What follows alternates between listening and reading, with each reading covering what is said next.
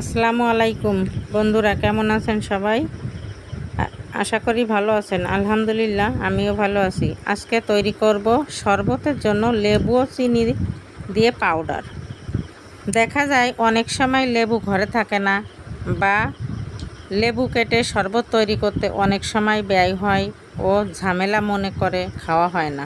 তাই এই video follow করলে আর কোনো ঝামেলা থাকবে না।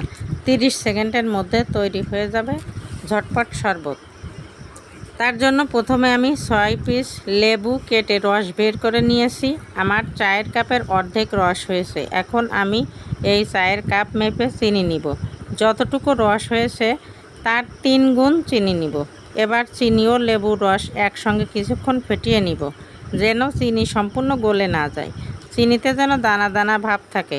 এখন আমি বড় সাইজের একটা প্লেট নিব এবং প্লেটে সম্পূর্ণ মিশ্রণটি ঢেলে দিয়ে ঘুরিয়ে ঘুরিয়ে সব জায়গায় ছড়িয়ে দিব। তারপর ফ্যানের বাতাসে রাখবো 2 দিন। বন্ধুরা, কোনো অবস্থাতেই রোদ্রে দেওয়া যাবে না। রোদ্রে দিলে চিনি গলে যাবে। এই দেখেন 2 দিন পর কেমন জমাট বেঁধে গিয়েছে। এখন আমি শক্ত কিছু দিয়ে উঠিয়ে নিব। উঠিয়ে নিয়ে ব্লেন্ডারের জারে ব্লেন্ড করে নিব। এই যে কত সুন্দর পাউডার হয়েছে। এটাকে বছর জুড়ে সংরক্ষণ করতে পারবেন। আমি একটা প্লাস্টিকের জারে রেখেছি। বন্ধুরা, 1 গ্লাস পানিতে মাত্র 1 চামচ পাউডার দিয়ে একটু নাড়াচাড়া করেই রেডি লেবুর শরবত।